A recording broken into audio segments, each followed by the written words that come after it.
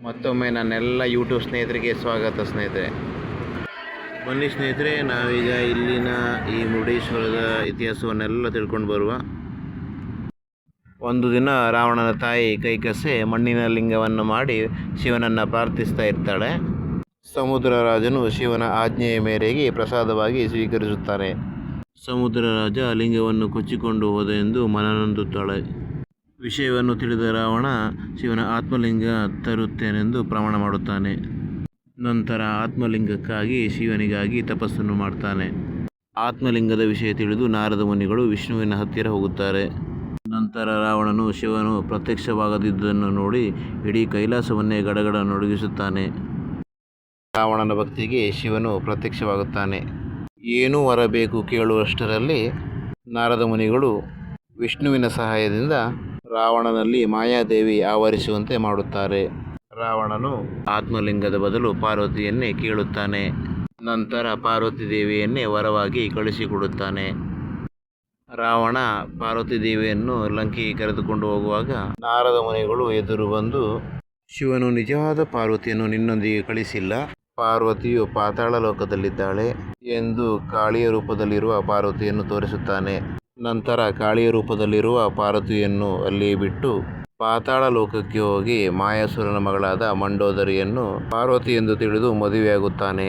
ನಂತರ ರಾವಣನು ಮಂಡೋದರಿಯನ್ನು ಕರೆದುಕೊಂಡು ತಾಯಿ ಹತ್ತಿರ ಬಂದು ಪಾರ್ವತಿಯನ್ನು ವಿವಾಹವಾಗಿದ್ದೇನೆಂದು ಹೇಳುತ್ತಾ ರಾವಣನಲ್ಲಿ ಮಾಯೆಯು ಆವರಿಸಿಕೊಂಡಿದ್ದರಿಂದ ಆತ್ಮಲಿಂಗದ ಬದಲು ಮಂಡೋದರಿಯನ್ನು ತಾಯಿಯ ಹತ್ತಿರ ನಿಲ್ಲಿಸಿ, ನಾನು ಆತ್ಮಲಿಂಗವನ್ನು ತಂದು ಧರೆಯಲ್ಲಿರಿಸದಿದ್ದರೆ ನನ್ನ ಮುಖವನ್ನು ತೋರಿಸುವುದಿಲ್ಲ ಎಂದು ಪ್ರತಿಜ್ಞೆ ಮಾಡುತ್ತಾನೆ.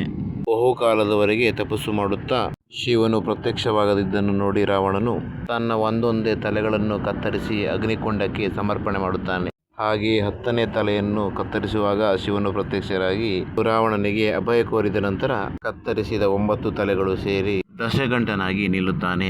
ಶಿವನು ಏನು ವರಬೇಕು ಎಂದು ಕೇಳಿದಾಗ ಆತ್ಮಲಿಂಗವನ್ನು ಕೇಳುತ್ತಾನೆ. ಶಿವನು ಆತ್ಮಲಿಂಗವನ್ನು ಕೊಟ್ಟ ನಂತರ ಯಾವುದೇ ಕಾರಣಕ್ಕೂ ಭೂಸ್ಪರ್ಶ ಮಾಡುವಂತಿಲ್ಲ ಮತ್ತು ಒಂದು ವೇಳೆ ಭೂಸ್ಪರ್ಶವಾದರೆ ಅದರಲ್ಲಿರುವ ಶಕ್ತಿ ನನ್ನಲ್ಲಿಗೆ ಸೇರುತ್ತದೆ ಎಂದು ಶಿವನು ಹೇಳುತ್ತಾನೆ. ರಾವಣನು ಶಿವಧ್ಯಾನವನ್ನು ಮಾಡುತ್ತಾ ಲಂಕೆಗೆ ಹಿಂದಿರುಗುತ್ತಾನೆ. ಈ ವಿಷಯವನ್ನು ತಿಳಿದ ನಾರದರು ಗಣಪತಿ ಬಳಿಗೆ ಹೋಗುತ್ತಾರೆ. ಗೋಕರ್ಣ ಕ್ಷೇತ್ರದ ಹತ್ತಿರ ಹೋಗುವಾಗ ರಾವಣನಿಗೆ ಸಂಧ್ಯಾ ವಂದನೆ ಮಾಡುವ ಸಮಯದಲ್ಲಿ ಗಣಪತಿಯು ಬಾಲ ಬ್ರಾಹ್ಮಣನ ರೂಪದಲ್ಲಿ ಆಗಮಿಸುತ್ತಾನೆ. ಗಣಪತಿಯ ಹತ್ತಿರ ಆತ್ಮಲಿಂಗವನ್ನು ಜೋಪಾನವಾಗಿಟ್ಟುಕೊಳ್ಳುವಂತೆ ಹೇಳುತ್ತಾನೆ.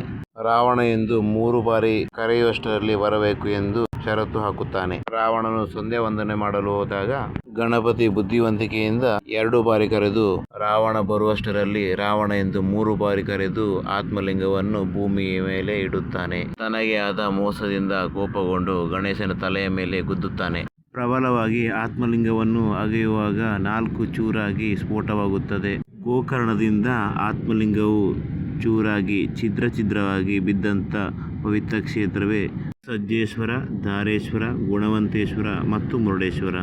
ಇದು ಈ ಕ್ಷೇತ್ರದ ಪೌರಾಣಿಕ ಹಿನ್ನೆಲೆ ಸ್ನೇಹಿತರೆ.